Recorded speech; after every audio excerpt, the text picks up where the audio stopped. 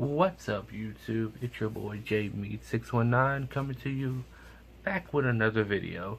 And the video that we're going to do today is the top 5 wrestlers that I've met that it wasn't a very good experience. So we're going to go over the top 5, starting with 5 going all the way up to number 1. And then in a separate link, we're going to do the top 5 wrestlers that I did enjoy meeting. But before we start that, let me plug all my social media outlets. You can follow me on here, JMeat619. Hit that like, subscribe button, and then on Twitter, it's joshua.me2. Follow me, I'll follow you back. So let's get right into it. We're going to actually start off with number 5. I met this person at WrestleMania 31, and number 5 is Randy Orton. Randy Orton was, how can I put it? He was very dull, boring. He looked like that he did not want to be there when, when we went through the VIP line. So number 5, without a shadow of doubt, is Randy Orton. So I picked him at number 5 because he wasn't too bad, but it just looked like he just did not want to be there. So that is the number 5 pick.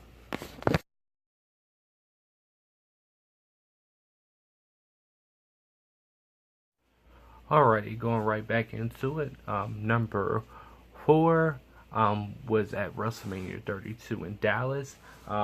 This was another VIP that I met, and this was Mick Foley. Mick Foley, I've heard nothing but good things from Mick Foley, so I was actually pretty excited once I got that VIP ticket to meet Mick Foley. But we got into the line. It was me and my brother, and Mick Foley just had attitude like Randy Orton. Like, he did not want to be there.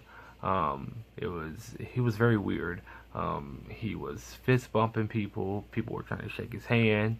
It was like 1 minute he was shaking people's hands, and then the next minute he was fist bumping, and it was just like, okay, what are you doing? But he was another one that I really did not care for the meet and greet. So Mick Foley is number 4.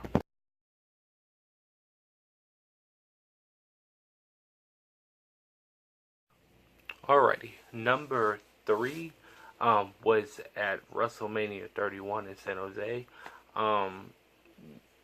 This person, I didn't get I got the bad experience towards the end. This person is Scott Hall.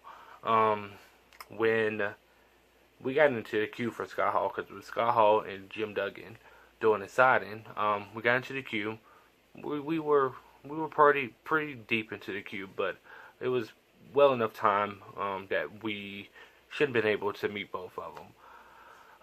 Jim Duggan was doing a lot of talking, and the line was taking forever to get through.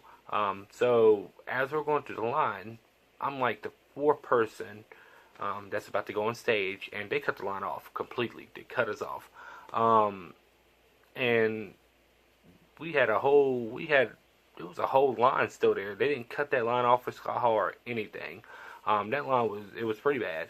But once we got up there, Scott Hall was he got up, walked off the stage, and started signing autographs for people that were in line, like behind us. And the people, it was me and a couple other people behind me. We walk up to him because that was the purpose. We wanted to meet Scott Hall. We walk up to him, and he's just ignoring us, signing people's the books, signs, whatever. And then people ran into the opposite end where you're supposed to exit out of to get more autographs, and he's signing that stuff, and he's ignoring us. Like, when I say he's ignoring us, he is flat out ignoring us. And I was just like, that's rude. So I had my book. I'm like this, trying to get him to sign it, and he takes his marker, puts the cap on, like he's done, and I'm like, oh no, sir. So I stepped right in front of him, and I pretty much put my book right in his face, and he gave me a look like the death stare, and unrolled his marker and signed my book and signed the other people's stuff behind me and walked off. But it was just like, really, dude? We were the next ones in line. You could at least sign our books and keep them moving if that's what you wanted to do. But to go off stage and sign people behind us, to me that was kind of unacceptable. The fact that we waited in your queue for hell over an hour and a half, and the fact that you bypassed us and went to the other people, that was kind of a smack in our face. But he is number 3 on my list. Number 3, as far as one of the most disliked meet and greets that I have done.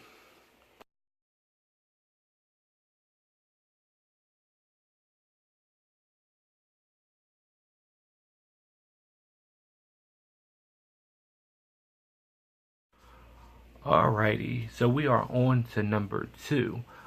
Number 2 was at this year's WrestleMania 33 in Orlando. Let me rotate myself. In Orlando. And this person is a fan favorite. It's a native of Orlando. But not a native of me or one of my favorites. This person is Naomi.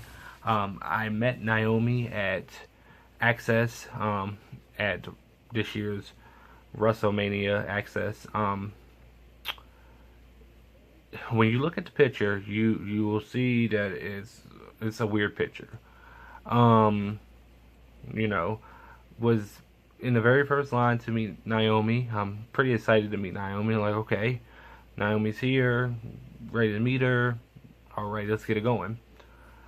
Go through the line. She's talkative. She's active. She's good with the first couple of people. And then after 4 or 5 people go through, you know, she's not as talkative as she was. I get up there and it's like she looks at me like I was halfway crazy. I don't know if it's something, if I smelled or if I had something on my shirt or what it was. But she looks at me like I'm crazy, and you know, the picture definitely would tell it all. But it was just a very, very awkward moment. Like, it was very awkward. So it was a meet and greet that I did not really enjoy. So number 2 is Naomi.